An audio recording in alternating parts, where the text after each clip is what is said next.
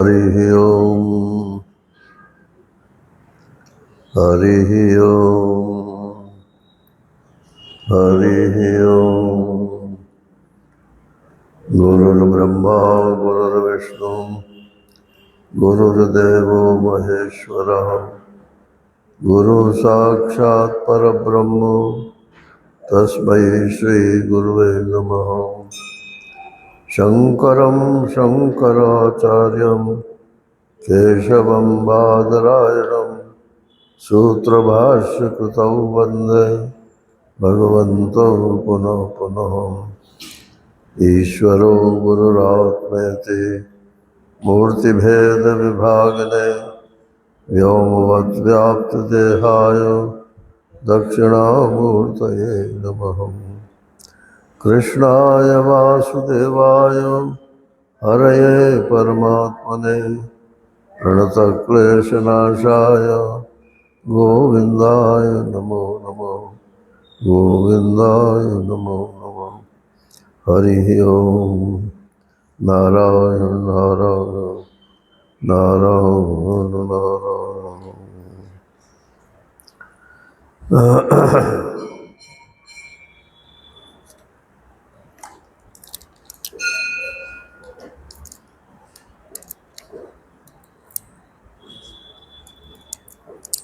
सत्य वस्तु कठिन तो होती है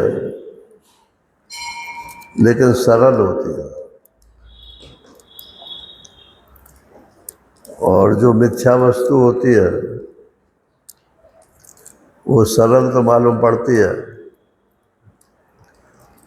लेकिन उसका फल पेचीदा होता है। तो लोग जो है वो सरलता की ओर जाते हैं,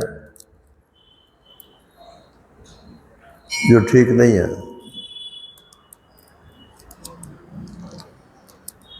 फिर भी अपनी अपनी सामर्थ्य है।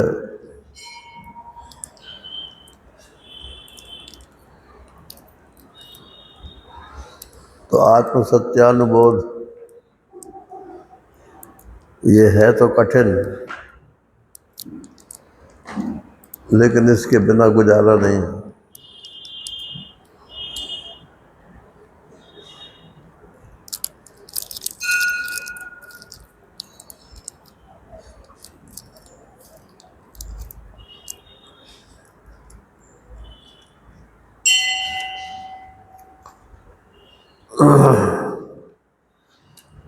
तो भाष्यकार कहते हैं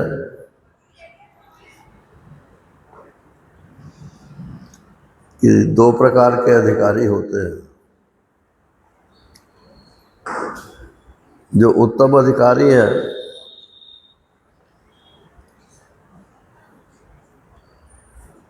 वो तो परमार्थ को जैसा है वैसा का वैसा ही स्वीकार करना चाहते हैं, और जो घटिया अधिकारी हैं वो परमार्थ को अपने हिसाब से ढालना चाहते हैं।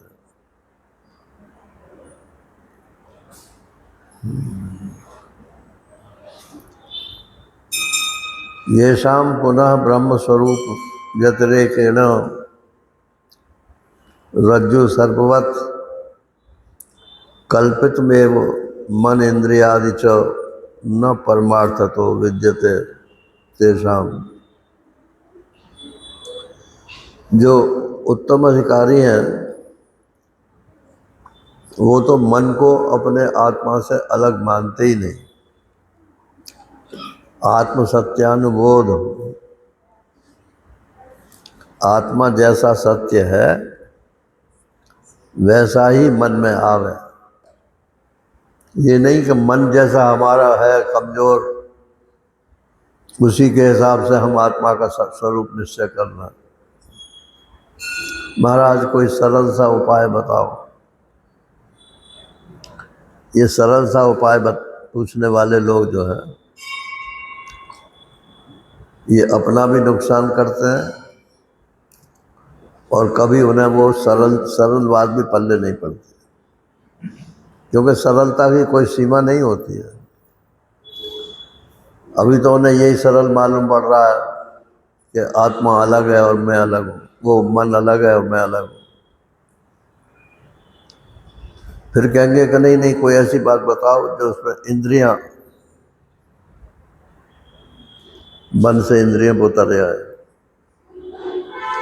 फिर कहेंगे कि नहीं नहीं, कोई ऐसी बात बताओ जिसमें विषय जो है वो हमारे अनुकूल हो जाए। यही तो समस्या है दुनिया की, और क्या। दुनिया की समस्या विषयों की है, विषय हमारे अनुकूल रहे। हम विषयों के अनुकूल हों ये नहीं चाहता कोई, लेकिन विषय हमारे अनुकूल हो। तो जो आत्मा और मन को अलग अलग समझते हैं वो घटिया अधिकारी है, और जो आत्मा और मन को एक ही समझते हैं, अज्ञात आत्मा का नाम मन है। इसको लिख लो कहीं। क्या बोला मैंने? अज्ञात आत्मा का नाम मन है। जब आप अपने आप को नहीं जानते हो तो मन, जिसको आप मन कह रहे हो, वही आत्मा है।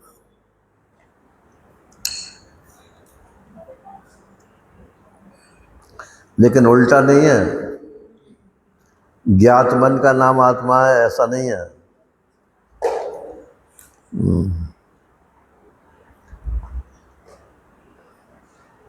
तो जो आत्मा और मन में कोई भेद नहीं करते वो उत्तम अधिकारी हैं,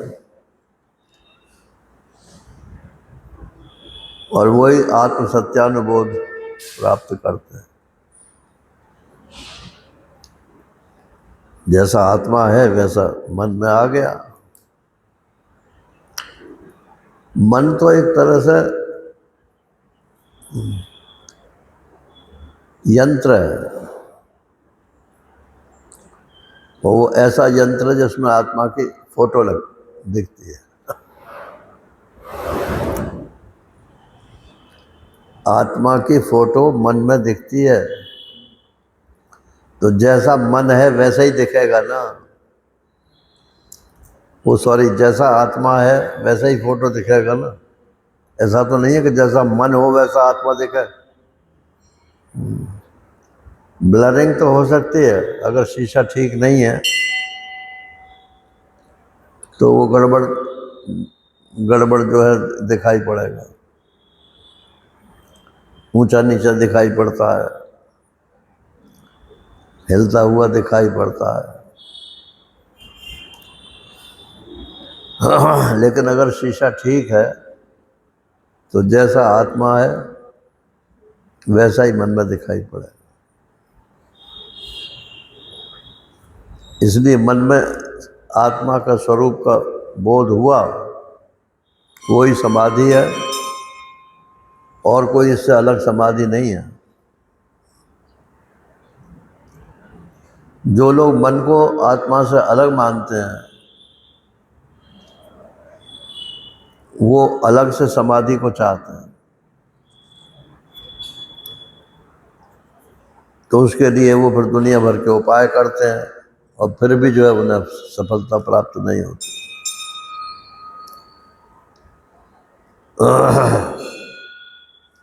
हीन मध्यम दृष्टया मनो अन्यत आत्म व्यतिरिक्त पश्यन्ति। जो हीन अधिकारी हैं या मध्यम अधिकारी हैं वो मन को आत्मा से अलग मानते हैं, इसलिए फिर वो मन के पीछे पड़े रहते हैं। मैंने इतने लाख जप कर लिए, कौन सी तुमने तीर मार ली, जप कर लिए।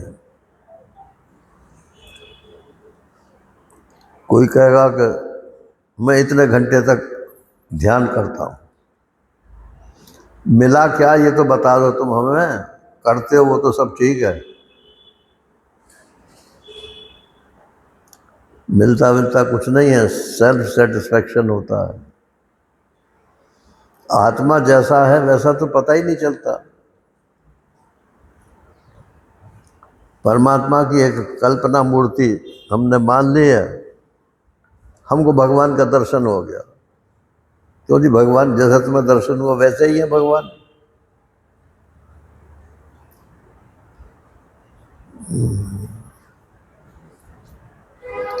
तुम्हें और तरीके का होता है, मुझे और तरीके का होता है, इनको और तरीके का होता है। तो कितने तरीके के भगवान है। तो नहीं जाती रही भावना जैसी, प्रभु मूरत देखी चिंता से। हर चीज के लिए प्रमाण मौजूद है। तो भावना के अनुसार यदि भगवान का दर्शन होता है तो वो भगवान का दर्शन नहीं है, वो आपकी भावना का दर्शन है। आई समझ में सुनीता जी बात? अपनी भावना का दर्शन होता है, भगवान का दर्शन नहीं होता है।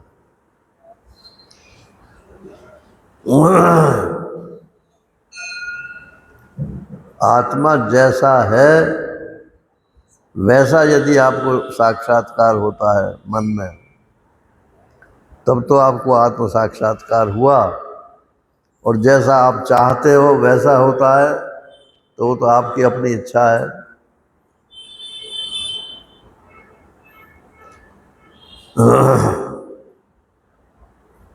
मनसो निग्रहाय तम अभयम सर्वयोगिनाम दुख क्षय प्रबोधश्च अपि अपेक्षया शांतिरेव च। अब जो मन को अपने से अलग मानते हैं वो तो मन के निग्रह को ही सब कुछ मानेंगे। मन को पकड़ो इसको, ये कहीं भाग ना जाए। मन भाग के कहाँ जाएगा? मन का विषय भागता है, मन थोड़ी भागता है। मन तो अपनी जगह रहता है।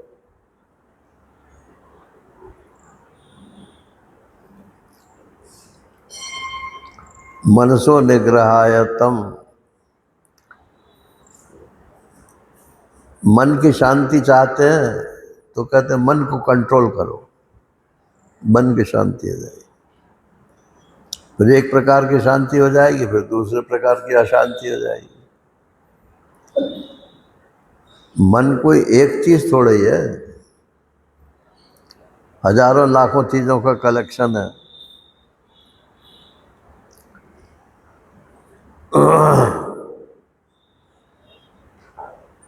तो सब योगी लोग जो है मन के निग्रह को ही अभय मानते हैं।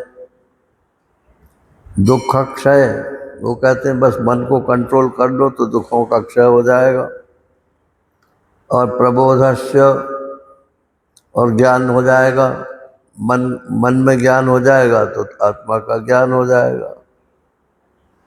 और अक्षया शांति, और अक्षय शांति प्राप्त हो जाएगी।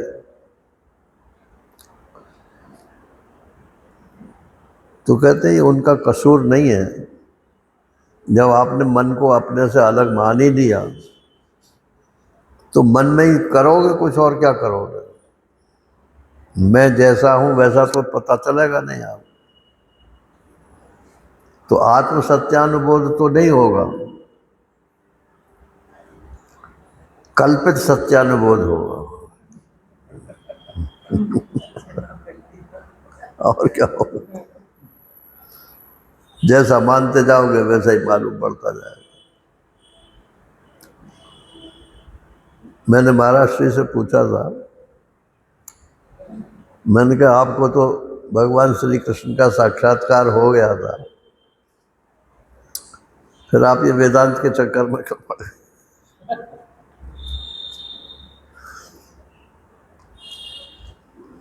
तो बोले उसमें हमारी श्रद्धा बहुत थी।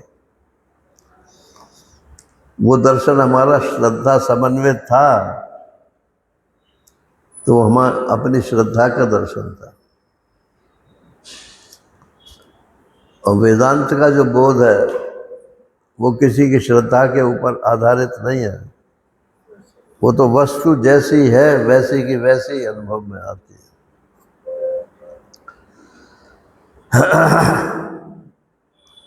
अब कोई भगत कह देगा इस बात को कि हमारी श्रद्धा थी उसमें, लेकिन जो सत्य का पुजारी होगा वो साफ बोलेगा।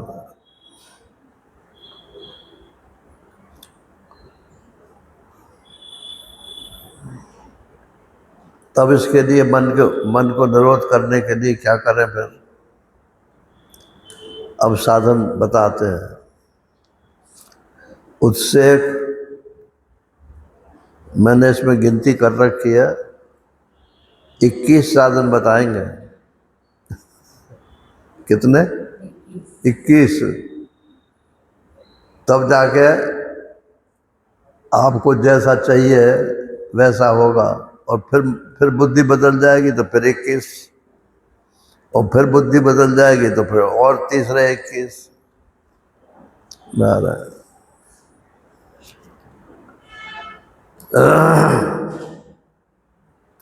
एक दफे कड़ा जी करके वस्तु जैसी है वैसी की देख लो, जो छोड़ना पड़े उसे छोड़ो।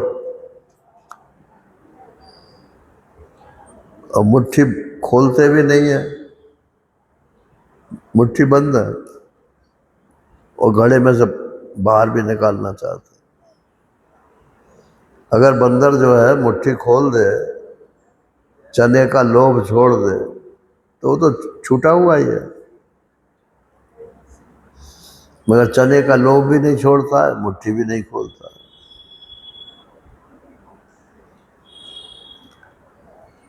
तो उत्सेक,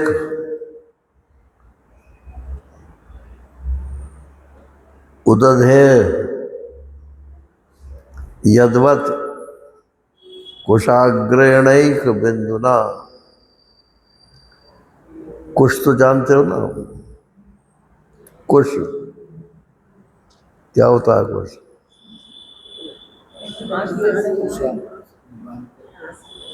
हाँ?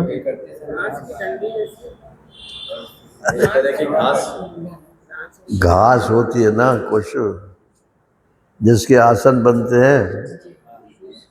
बैठे देख कुशासन, जटा मुकुट कृषगात, राम राम रघुपति जपत, श्रवत नैन जल जात।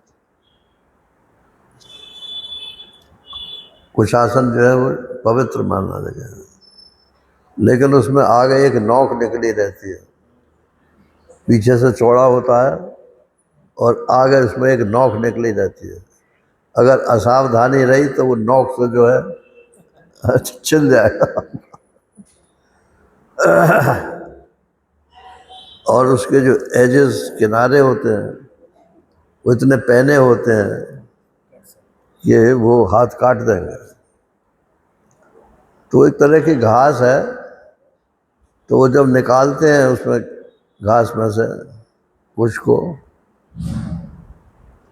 तो बहुत सावधानी पूर्वक निकालना पड़ता है।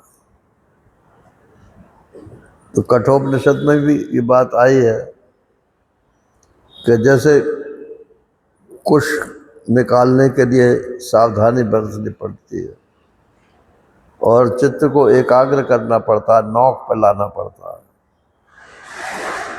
कि कहीं वो छेद न दे।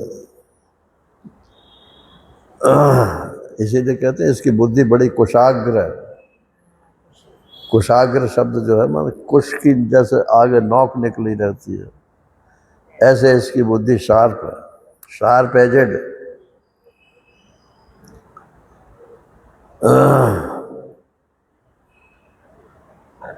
तो कहते हैं कि अगर आपको समुद्र सुखाना हो तो आप कुश की नोक से भी सुखा सकते हैं। अरे वो है ना रामायण की चौपाई, भगवान राम का जब नाम रखा गया तो वहाँ चौपाई लिखी तुलसीदास जी ने,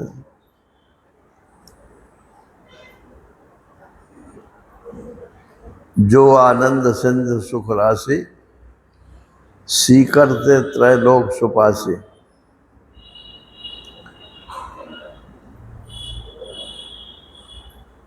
तो सीकर, सीकर माने उस कुश की नोक पे जो पानी की एक बूंद टप लटकी रह जाती है, उसको सीकर बोलते हैं। तो वो स्वामी हंसानंद जी बड़ा नाटक करके बताते थे कि वो एक कुश लो और उसे पानी में बिल्कुल सीधा वर्टिकल वर्टिकल इसमें डुबो, क्योंकि यूँ करके डुबोगे तो सारे में पानी आ जाएगा। तो सीधा डुबाओ और फिर डुबा करके सीधा ही खींच लो ऊपर, तो उसकी नोक पे जो बिंदु के बराबर जो पानी की बूंद आएगी उसको बोलते हैं सीकर। तो भगवान राम का जो आनंद है वो ऐसा सीकर है, आनंद का ऐसा बिंदु है कि उस सीकर से ही सारा लोक आनंदित हो रहा है। सीकर ते त्रैलोक सुपासे, सो अस नाम राम अस धामा, अखिल लोकदायक विश्राम।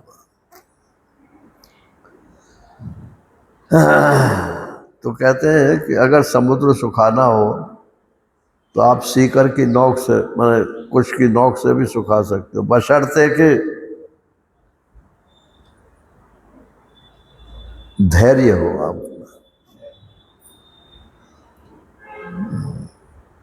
समुद्र कितने दिन में सूख जाएगा भैया बताओ, एक एक बूंद निकालोगे तो कितने दिन में समुद्र सूख जाएगा? बोले जितने दिन में भी सूखे, जन्म जन्मांतर हम ऐसे ही करते रहेंगे, लेकिन सुखा के छोड़ेंगे। तो उससे मन सुखाना, तो जैसे समुद्र को सुखाने के लिए कुश की अगली बिंदु की उससे नोक से सुखाया जा सकता है। मनसो निग्रह तद्वत, इसी प्रकार से मन के निग्रह से परिखेदता, अगर खेद ना हो, ये ना हो कि हमारा मन अरे 1 घंटा हो गया साधन करते करते, अब कल को करेंगे। फिर कल आया, बोले कल 1 घंटा किया था तो ज़्यादा हो गया, तो आज आधा घंटा ही करेंगे। तो ये जो खेद हो जाता है ना, दुख हो जाता है, यही जो है हमको असफल कर देता है। इसके ऊपर पंचतंत्र की कहानी बताई जाती है, महाराष्ट्री ने भी सुनाई है और स्वामी महेशानंद जी ने भी सुनाई है। बोले एक टिटहरी थी, उस टिटहरी ने अंडे दिए समुद्र के किनारे, तो समुद्र की लहर आई और वो अंडों को बहा ले गई। तो वो टिटहरी को बहुत गुस्सा आया, उसने समुद्र से कहा मेरे अंडे वापस कर दो, लेकिन समुद्र कब सुनने वाला। उसने कहा अच्छा तुम वापस नहीं करते हो तो मैं तुमको सुखा दूंगी, तो मेरे अंडे तो फिर भी निकल जाएंगे। तो वो क्या करे कि टिटहरी जो गिलहरी मतलब उसके भीतर घुसे, पानी में लोटपोट हो और फिर बाहर आकर रेत में लोटपोट हो जाए, बार बार ऐसे करें, कुछ तो पानी उसका सूखेगा। अब बरसों हो गए ऐसे ही करते करते, वहाँ कहाँ अंडे वापस आने वाले। उधर से गरुड़ जी आ गए। गरुड़ जी ने कहा कि भाई ये क्या क्या खेल हो रहा है। वो नहीं, गिलहरी नहीं, पक्षी होता है। तो गरुड़ जी ने कहा कि ये मेरे कुल की पक्षी है, तो ये क्या खेल कर रही है। उससे पूछा, बोले इसने मेरे अंडे बाहर ले गए थे और वापस नहीं करते, मैं इसको सुखा दूंगी। अरे बोले तू जन्म भर करती रहेगी तो अभी नहीं सूखेगा ये, मैं सुखाता हूँ। तो उन्होंने जो है अपने पंख फैलाए और ऐसे हवा करते करते अब वो सूखने लगा वो। समुद्र जो है हाथ जोड़ के आगे खड़ा हो गया। क्या आज्ञा है? बोले आज्ञा क्या है, तेने इसके अंडे दिए हैं, इसके अंडे वापस कर दे। तो उसने कहा ठीक है, मैं अंडे वापस किए देता हूँ। तो ये तो एक कहानी है, पंचतंत्र की कहानी है। बच्चों को पहले ऐसी कहानी सुनाई जाती थी। तो मैंने लघु पना चाहिए अभिप्राय करने का। ये परसिवियरेंस जिसको बोलते हैं अंग्रेजी में,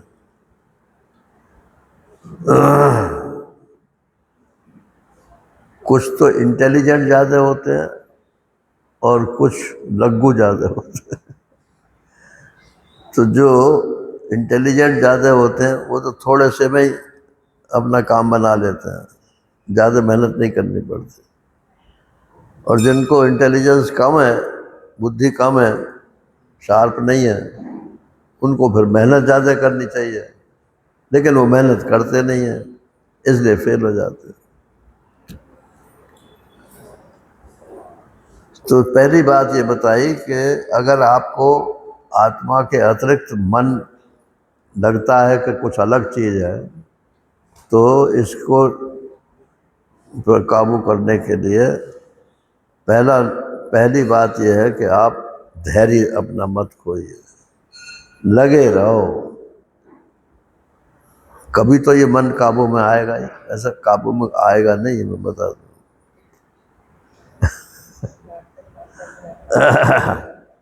जिसका स्वभाव ही चंचल है, स्वरूप ही चंचल है, वो अपनी चंचलता कैसे छोड़ देगा?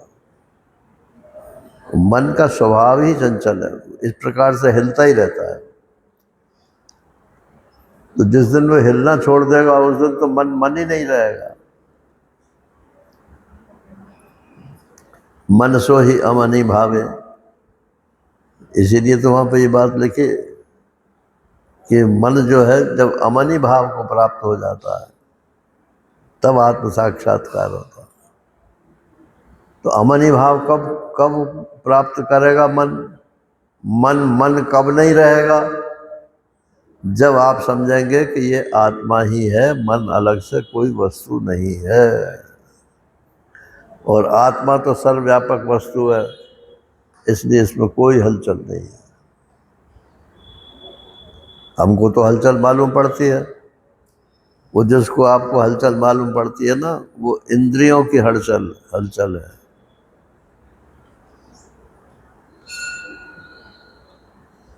ध्यान करते ही होंगे, थोड़ा बहुत तो सब करते हैं। ध्यान करते हैं तो चित्त को एकाग्र करने के लिए क्या करते हो? चित्त में एक कोई विषय बनाया और फिर उस पर ध्यान लगाते हैं, इधर उधर मन न जाए, मन हिले नहीं। तो कितनी देर नहीं हिलेगा भैया? तो घंटे भर भी अगर आप बैठ गए तो मुश्किल से 5 मिनट भी एकाग्र नहीं होगा, हिलती रहेगी। तो विषय हिलता है, इंद्रियां हिलती हैं, इसलिए मन हिलता है। बुद्धि बहुत कम हिलती है और आत्मा बिल्कुल नहीं हिलता।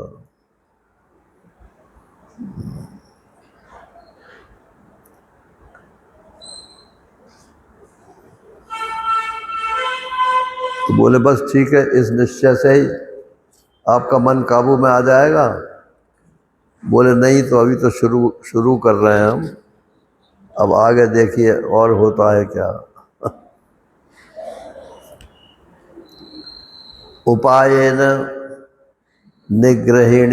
निग्रहणीयात् विक्षिप्तम काम भोगयो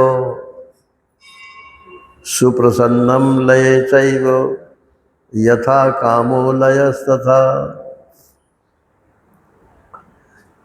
ये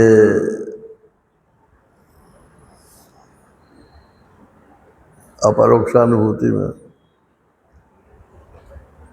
मन के विघ्न बताए हैं। तो वहाँ 6 विघ्न बताए हैं। लय, विक्षेप, कषाय, रसास्वाद, ये 4 तो मुख्य हैं और 2 और हैं। तो लय माने मन, मन का सो जाना, ये दोष है। अगर मन सो जाएगा तो आपको लगेगा तो सही है कि हमारा मन काबू में आ गया, मगर वो तो तमोगुण में चला गया, सो गया तो। और विक्षेप, बहुत सारी बातें सोचने लगा, एक के बाद एक, एक के बाद एक, तो लग तो रहा है आपको कि मन एक ही विषय में चल रहा है, लेकिन वो एकाग्र नहीं है, वो विक्षिप्त है। जैसे पागल आदमी सोचता रहता है कुछ ना कुछ, इसको विक्षेप बोलते हैं। तो मन सो जाए तो भी, और मन विक्षिप्त हो पागल की तरह से, तो वो भी। और एक कषाय, ऊपर से तो हमारे कुछ गड़बड़ मालूम पड़ती नहीं है, लेकिन जब ध्यान करने बैठते हैं तो जाने क्या क्या उल जलूल दिमाग में बातें आने लगती हैं। जिन चीज़ों के बारे में हमने कभी सोचा भी नहीं, जानबूझ करके वो भी दिमाग में आ जाती हैं। तो एक जने ने, किसी ने लिखा कि ये बहुत अच्छा साइन है, ये संकेत बहुत अच्छा है, आपका जो क्या खजाना है संस्कारों का, वो खाली हो रहा है, वो निकल रहा है उसमें से। उल्टी बात बोलता है वो जो ऐसा बोलता है, वो खाली नहीं होता है, वो फिर बार बार उसी में फिर चला जाता है, और उसकी नींव पक्की होती चली जाती है। इसको बोलते हैं कषाय, मन का कसैलापन।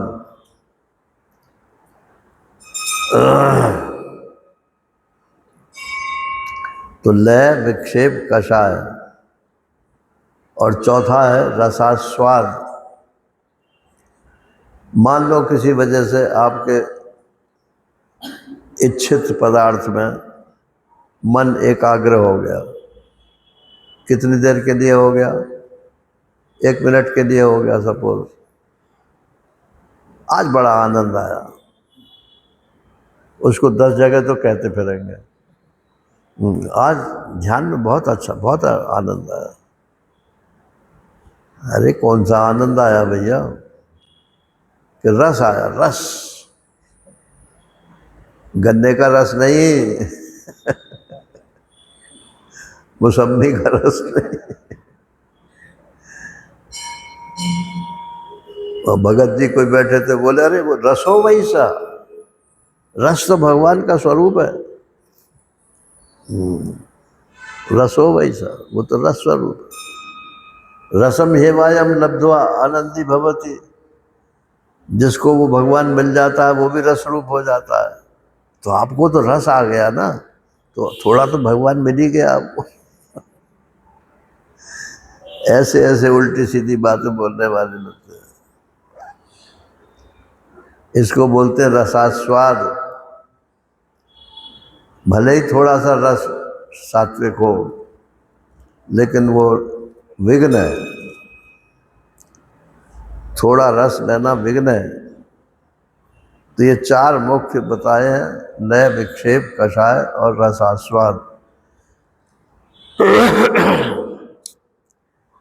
इनको दूर करने से जो चित्त है, जो भागता है इधर उधर, विक्षिप्त है, उसका निग्रह हो जाता है, रोक लिया जाता है। क्यों भागता है भाई है कि काम भोग हो, या तो कामनाएं आपकी बहुत हैं इसलिए चित्त भागता है, और या तो आपके भोग बहुत हैं।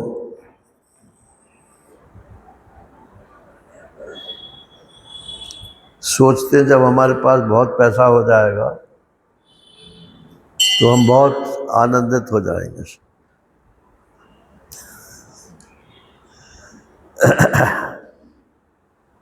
एक सज्जन थे, तो उनकी भी फिलॉसफी यही थी कि पैसा होना चाहिए। तो वो कहते थे, माँ साहब बोलते थे, मां साहब कोई पैसा खावे थोड़े है। हाँ, मगर छाती चौड़ी रहे कि हमारे पास पैसा है, वक्त जरूरत होगी तो काम आ जाएगा। और पेपर में निकला था कि एक डॉक्टर थे, हार्ट स्पेशलिस्ट, कई लाख रुपए का सौदा किया किसी का ऑपरेशन करने का,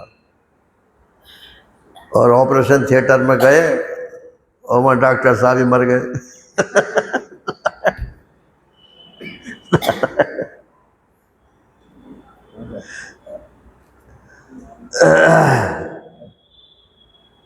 तो छाती चौड़ी की चौड़ी, छाती वो चौड़ी भी नहीं रही है। सिवाय अभिमान बढ़ने के और कुछ नहीं होता है। तो पैसा बढ़ जाए तो भी, भोग बढ़ जाए तो भी, शोहरत बढ़ जाए तो भी, जितनी भी ये वासनाएं हैं, इनके विषय जितने बढ़ेंगे उतनी अशांति होगी। काम भोगयो, कामना और उनके अनुसार भोग, इनमें ये मन भागता है, विक्षिप्त है। इनको दूर करने का क्या उपाय है कि लय, विक्षेप, कषाय और रसास्वाद। तो ये कैसे कैसे दूर हो?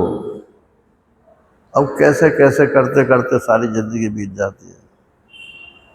कोई सरल सा उपाय बताओ साहब, कोई सरल सा उपाय बताओ साहब। फिर उपाय बता दिया, इससे और कोई सरल नहीं है।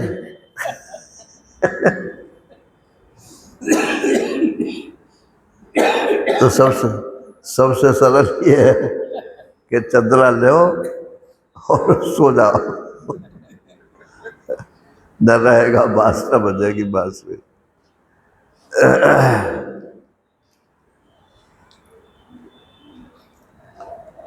तो ये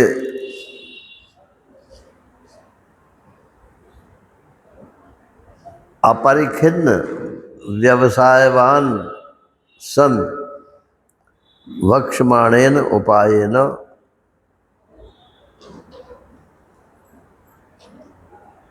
चित्त को इन इन चीजों में सुखी मत होने दो। सुखी कब होगा? जब आप समझोगे कि इसमें सुख है, तब सुखी होगा। तो सुख नहीं है भाई, ये बात जिसकी माननी हो उसकी मान लो। शास्त्र की माननी हो तो शास्त्र की मान लो, महात्मा की माननी हो तो महात्मा की मान लो, बड़े बूढ़ों की माननी हो तो उनकी मान लो।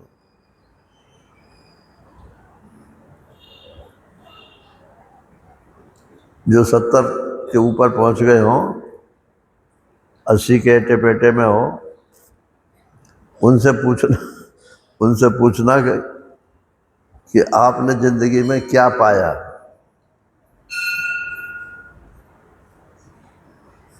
व्हाट इज योर उपलब्धि? कुछ नहीं, कोई उपलब्धि। क्योंकि हमने ब्याह कर दिया था तो हमने अपने बेटे का भी ब्याह कर दिया, हमारे पोते हो गए तो उसके भी पोते हो गए। मौज आ रही है साहब, आनंद आ रहा है।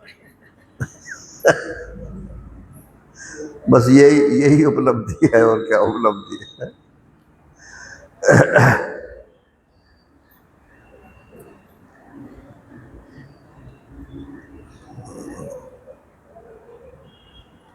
तो इसमें जो चित्त का खुशी होना, सुखी होना कि इतना हमारे पास हो गया, इतना और हमारे पास हो, ये सब गीता जी में 16वें अध्याय में भगवान ने आसुरी संपत्ति में बताया है। इतना तो मेरे पास हो गया है, इतना और हो जाएगा तो मैं सुखी हो जाऊंगा। नारायण, इसी को आसुरी संपत्ति बोलते हैं।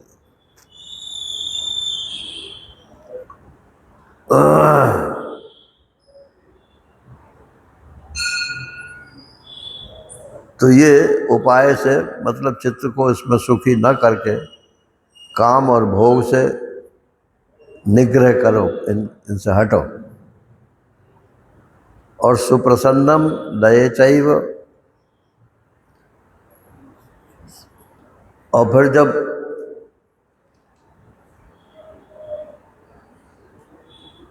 काम और भोग से हट जा चित्त, मतलब कम हो जाए, कहने का मतलब है।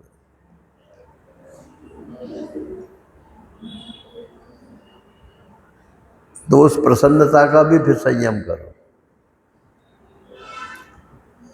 सुप्रसन्नम लये चैव यथा कामो लयस्तथा, जैसी जैसी खराबी कामना में है वैसी खराबी लय में भी है। लय माने तमोगुण का घनीभाव, और काम माने रजोगुण का घनीभाव। तमोगुण का घनीभाव। लय माने निद्रा, कुछ मालूम न पड़ना, और रजोगुण माने खूब मालूम पड़ना। क्रिया विशेष बहुलाम भोग ऐश्वर्य गतिम प्रति, ये सब रजोगुण के लक्षण बताए भगवान ने।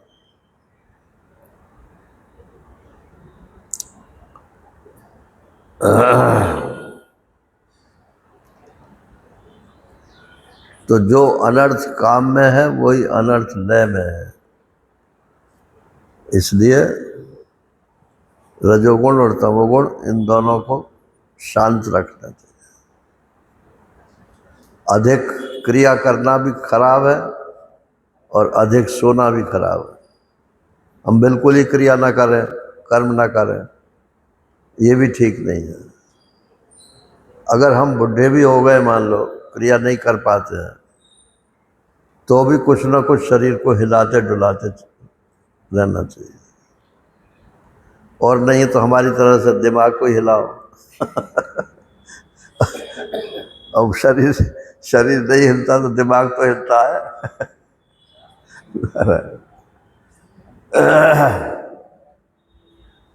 और वो हमारे डॉक्टर स्वामी हैं, तो उन्होंने हमको ये बात बताई कि शरीर के जिस अंग का उपयोग करना आप बंद कर देंगे वही ख़त्म हो जाएगा। तो अंग्रेजी में उन्होंने डॉक्टरी बात बताई, क्या है, यूज इट और लूज इट। हाँ, यूज इट और लूज इट। या तो इसका इस्तेमाल करो और नहीं तो तुम्हारे पास से चली जाएगी। तो हमने तो भाई वही ले लिया, अपने दिमाग को जो है यूज करते हैं। क्योंकि ये बना रहेगा तो शरीर कैसा भी रहे, कोई बात नहीं है। तो थोड़ा बहुत कर्म भी करना चाहिए और थोड़े बहुत शांति भी रहनी चाहिए, स्वाध्याय भी रहना चाहिए, सत्संग भी रहना चाहिए, थोड़ा चित्त का एकाग्रता का अभ्यास भी करना चाहिए। दुखम सर्वम अनुस्मृत्य काम भोगान निवर्तयेत, अजम सर्वम अनुस्मृत्य जातम नैव तु पश्यति।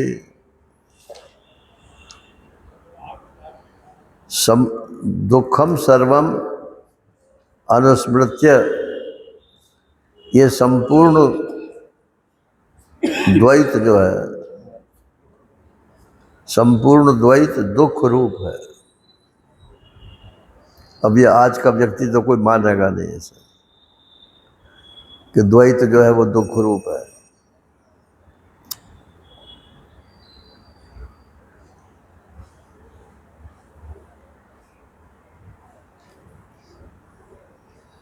द्वैत का मतलब दो ही नहीं होता है भाई।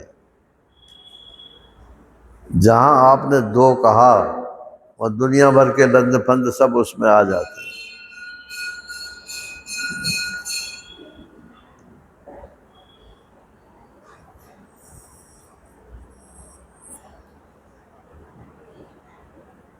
अपना पराया तो हो ही गया ना, द्वैत जब हो गया अपना पराया तो हो गया। अपना पराया हो गया तो फिर कुछ ना कुछ झंझट होएगा ही होएगा। जिसको हम पराया मानते हैं वो भी हमको पराया मानेगा, तो संघर्ष होगा। और जिसको हम अपना मानते हैं हो सकता है कि वो हमको अपना ना माने, तब भी संघर्ष होगा। तो ये द्वैत जो है ये संघर्ष की जननी है।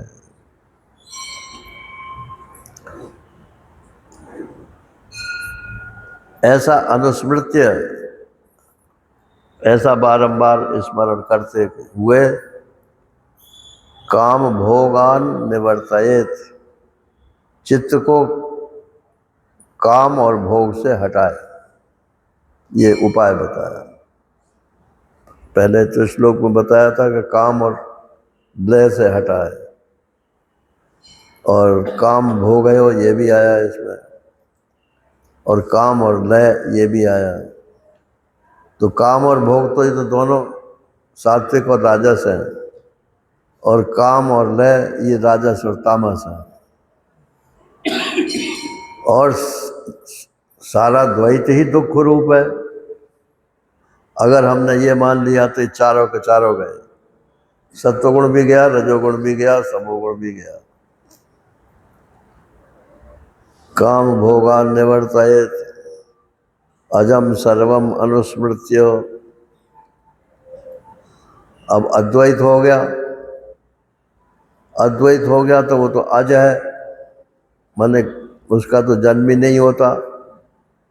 तो अजम सर्वम अनुस्मृत्य, ये सब फिर अज हो गया, सब ब्रह्म ही हो गया। ऐसा बार बार स्मरण करते हुए जातम नैव तु पश्यति, फिर आपको कोई पदार्थ उत्पन्न हुआ नहीं दिखेगा।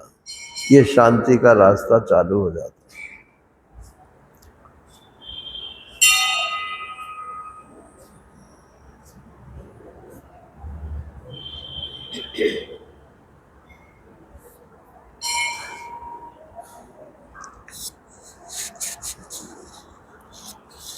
ये संप्रदायों में भी अपना पराया बहुत चलता है।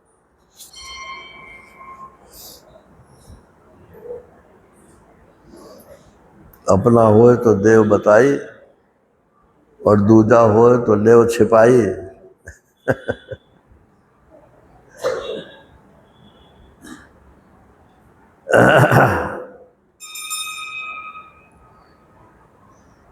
और धर्मदास के लाख दुआई है।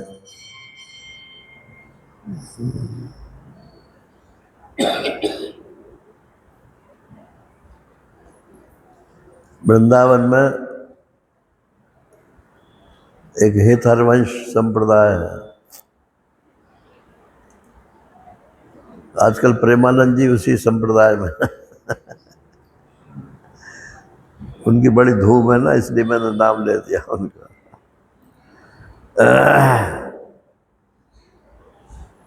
तो उस संप्रदाय की हालत ये थी कि जो उनके ग्रंथ थे, ओरिजिनल ग्रंथ, वो जो अधिकारी लोग थे वो उन्होंने कब्जे में कर रखे थे, और किसी दूसरे को पढ़ाते नहीं थे, पढ़ने नहीं देते जब तक कि उनके चेला ना बनो। तो एक स्वामी हितदास जी थे, तो वो थे तो उसी, तो वो जाके उनके चेले बन गए। चेले बन गए तो वो पढ़ा दिया उन्होंने वो ग्रंथ। वो भगवान ने उनकी बुद्धि इतनी प्रखर बनाई थी कि वो जो पढ़ लेते थे वो याद हो जाता था, और उस दिन का पाठ जो है घर पे आकर लिख लेते थे। तो वो सारे ग्रंथ उन्होंने ऐसे ही जो है कई साल में पूरे कर लिए सब, और फिर छपवा दिए सबके सब।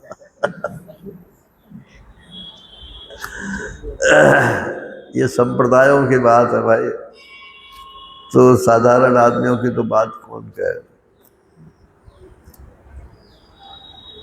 अजम सर्वम मनुस्मृत्य जातम नैव तु पश्यति।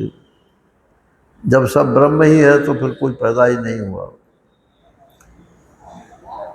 तो कोई समस्या ही नहीं है जीवन। अभी तो इसमें बहुत है, वो आपको धीरे धीरे बताएंगे।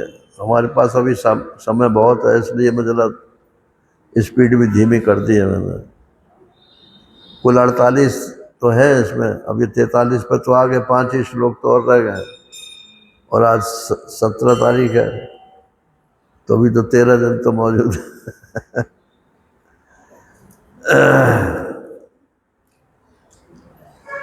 तो शेष चर्चा फिर करेंगे।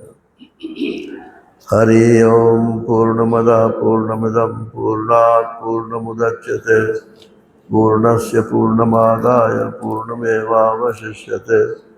ओम शांति शांति शांति। हरि ओम श्री गुरुभ्यो नमः। हरि ओम नारायण नारायण।